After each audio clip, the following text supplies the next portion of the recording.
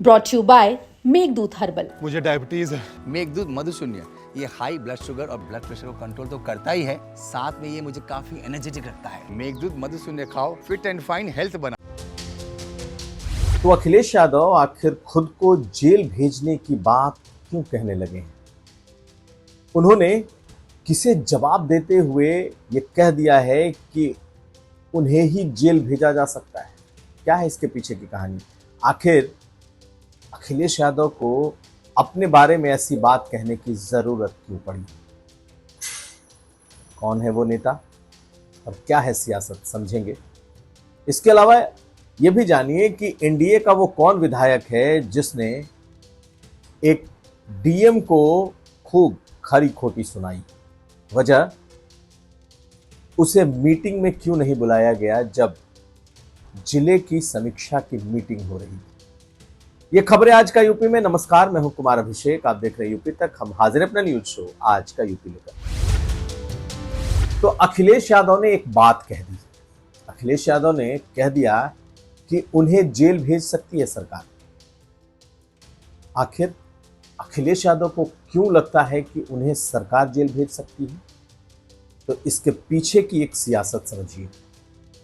यह पूरा मामला पूजा पाल से जुड़ा हुआ है। जिस तरीके से पूजा पाल को समाजवादी पार्टी ने निकाला है और जिस तरीके से उसके बाद पूजा पाल अखिलेश यादव पर हमलावर हैं और अखिलेश पर बोलते बोलते जब उन्होंने यहां तक कह दिया कि अखिलेश यादव और समाजवादी पार्टी उनकी हत्या करा सकते हैं, इसके बाद तो जैसे समाजवादी पार्टी के प्रमुख के सब्र का बांध ही टूट गया।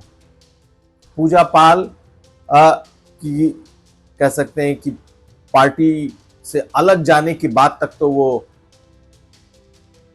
बर्दाश्त कर सकते थे, लेकिन जब उनके ऊपर यह आरोप लग गया कि वो पूजा पाल की हत्या उनकी पार्टी करा सकती है, यहीं पर अखिलेश यादव ने नहले पे दहला चल दिया और उन्होंने कह दिया कि बीजेपी पूजा पाल की हत्या करा सकती है और इसका इल्जाम उनके सर डालकर जेल भेज सकती है। यह ऐसी बात है जिसने उत्तर प्रदेश की सियासत को अचानक ही गर्म कर दिया है, क्योंकि न तो अखिलेश यादव को इस बात की उम्मीद थी कि पूजा पाल इस तरीके से उनके ऊपर ऐसे आरोप लगा देंगे और वो भी बाकायदा पत्र लिखकर, और ना बीजेपी को ही उम्मीद रही होगी कि अखिलेश यादव इस तरीके से पलटवार करेंगे। आप इस पूरे मामले को समझिए। सबसे पहले देखिए कैसे पूजा पाल की वो चिट्ठी आती है और उस चिट्ठी में क्या लिखा होता है और उसके बाद से पूरी सियासत गर्माती है। पहले देखिए पूजा पाल को और सुनिए। देखिए, जैसे सदन में मैंने माफिया अतीक अहमद का नाम लिया, जिस तरह से मैंने उसके जो दुर्दांत तरीके से हत्याएं की जाती थी, मैंने उसके बारे में जिक्र किया। तो इन सब चीज़ों को लेकर और ख़ास करके जिस पार्टी से मैं निकाली गई हूँ, उस पार्टी से कहीं ना कहीं वो लोग संबंधित रखते हैं अपने आप को, तो उसके वजह से मतलब ऐसा कुछ चल रहा है, ऐसा कुछ हो रहा है। तो धमकियाँ मिल रही हैं। इन्हीं सब को विचार करते हुए मैंने लेटर लिखा है कि कल गदार कोई बात होता है, इस तरह के कृत्य हमारे साथ किया जाता है, तो उसको आप समझिएगा। दरअसल पूजा पाल के इस कथित वाइल्ड एलिगेशन ने अखिलेश यादव को बुरी तरीके से नाराज कर दिया। ये सोचना कि अखिलेश यादव पूजा पाल की हत्या करवा देंगे, समाजवादी पार्टी उन्हें जान से मरवा देगी और बाकायदा इसकी चिट्ठी सामने आ जाना कि ऐसा हो सकता है, इसने इस पॉलिटिक्स को बिल्कुल अलग ही लेवल पर ला दिया। और जब समाजवादी पार्टी ने यह आरोप लगाया कि पूजा पाल की मुख्यमंत्री से हुई मुलाकात के बाद इस तरीके के आरोप लगाए जा रहे हैं, उसके बाद यह मामला और भी गंभीर हो गया और तब अखिलेश यादव ने यह निर्णय लिया, या फिर अखिलेश यादव ने इस बात को कह दिया कि उनको फंसाने की यह साजिश हो सकती है। तो अखिलेश यादव ने जो बात कही, एक बार पहले सुन लीजिए कि आखिर उनकी आशंका क्या थी और क्यों उन्होंने उत्तर प्रदेश को छोड़कर गृह मंत्रालय को पत्र लिखा है। सुनिए अखिलेश यादव। ये बात समझ में नहीं आती है कि कोई मुख्यमंत्री से मिले और उसको जान का खतरा दूसरे दल के नेता से हो। ये बात मैं समझ नहीं पा रहा हूं। शायद वो मीडिया, वो वाला मीडिया मुझे शायद समझा पाई ये बात। अरे भाई यहां हम लोग जेल चले जाएंगे भाई मार देंगे बीजेपी वाले। हालांकि नहीं बोलना चाहिए हमें ये बात, लेकिन अगर कोई ऐसी बात है किसी के मन में कि किसी से खतरा है, तो हम समाजवादी पार्टी के लोग, हालांकि पत्र में वही बात है कि इसकी जांच हो, इसकी जांच हो कि आखिरकार कौन ऐसे लोग हैं, कौन ऐसे संगठन के लोग हैं जो किसी की जान ले सकते हैं, जिस किसी को खतरा है किसी से। इसकी सरकार जांच करे, और हम उत्तर प्रदेश की सरकार पर भरोसा नहीं कर सकते।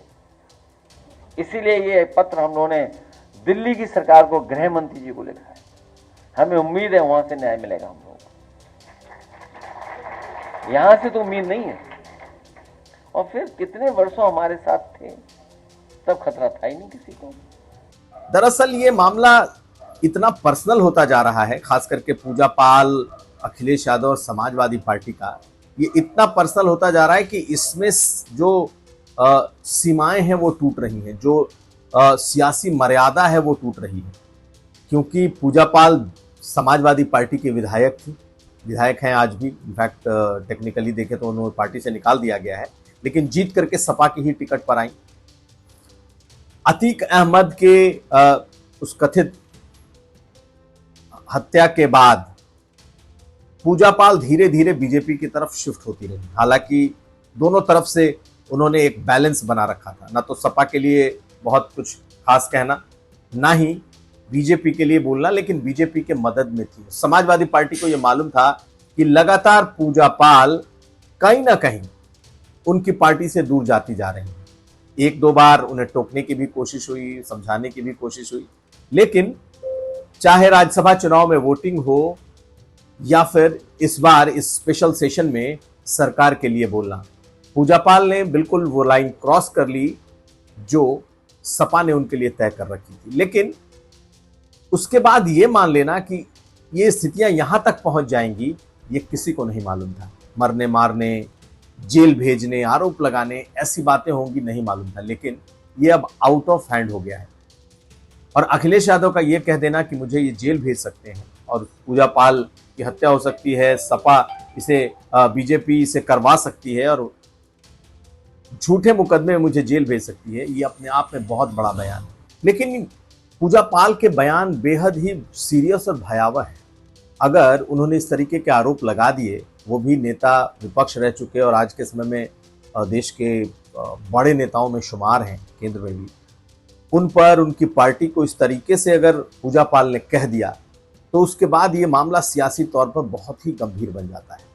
अखिलेश यादव ने भी कहीं ना कहीं ऐसा जवाब दिया है कि बीजेपी के लिए भी इससे बचना मुश्किल है, क्योंकि उन्होंने कह दिया कि मुझे जेल भेजने की तैयारी। तो ये सियासत किस तरफ जा रही है? क्या दोनों के बीच की जो दुश्मनी है वो वहां तक पहुंच गई? यहां तक तो ठीक था कि पूजा पाल ने सरकार के समर्थन में बोला, पीडीए के खिलाफ बोला, पीडीए का एब्रिविएशन उन्होंने अपने हिसाब से कर दिया, परिवार, दागी, अपराधी, इस तरीके से बातें कह दी।